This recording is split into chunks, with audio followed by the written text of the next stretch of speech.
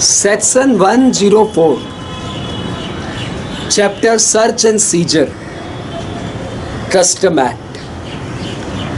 भाई खतरनाक प्रोविजन है, बहुत इंपॉर्टेंट है। नाम तो सुना ही होगा, कॉग्निजेबल नॉन कॉग्निजेबल ऑफेंसेज। तो कॉग्निजेबल ऑफेंस कस्टम में सेक्शन 104 सब सेक्शन 4 में डिफाइंड है।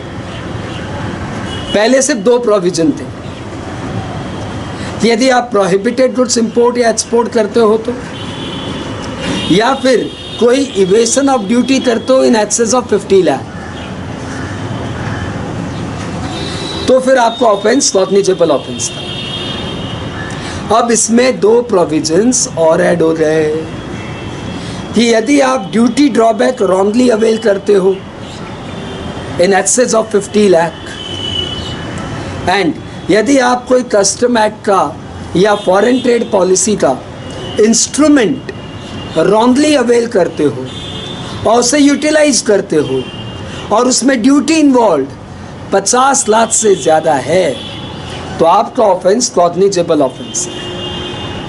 यानी अब सेक्शन 104 में कॉग्निजेबल ऑफेंस 4 हो गए। प्रोहिबिटेड गुड्स का इंपोर्ट या एक्सपोर्ट करना, कोई भी तरह के इंपोर्ट या एक्सपोर्ट जिसमें ड्यूटी इवेड की गई है 50 लाख से ज़्यादा की, ड्यूटी ड्रॉबैक आपने रॉन्गली क्लेम किया है 50 लाख से ज़्यादा का, या कोई भी इंस्ट्रूमेंट रॉन्गली अवेल किया है एंड यूटिलाइज किया है।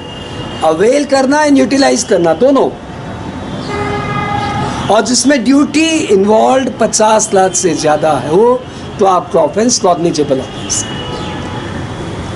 एक प्रोविजन नॉन बेलेबल ऑफेंस का भी था, वहाँ पे पहले से ही 3 प्रोविजन थे। प्रोहिबिटेड गुड्स वाला, evasion of duty in excess of 50 lakh वाला and duty drawback in excess of 50 lakh वाला।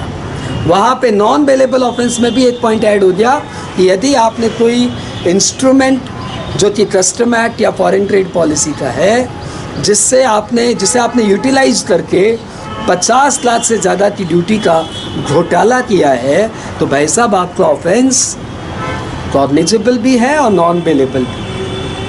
तो अब कॉग्निजेबल ऑफेंस और नॉन बेलेबल की ऑफेंस की डेफिनेशन पैरिटी पे आ गई। I hope provision clear. ध्यान रखना बच्चों, इंपॉर्टेंट बहुत है। 104 सेक्शन 104 4 प्रोविजन है बच्चों, 4 104 प्रोविजन कितने 4। कौन कौन से? Prohibited goods, evasion of duty in excess of 50 lakh, instrument wrongly availed and utilise in excess of 50 lakh, and duty drawback wrongly availed in excess of rupees 50 lakh.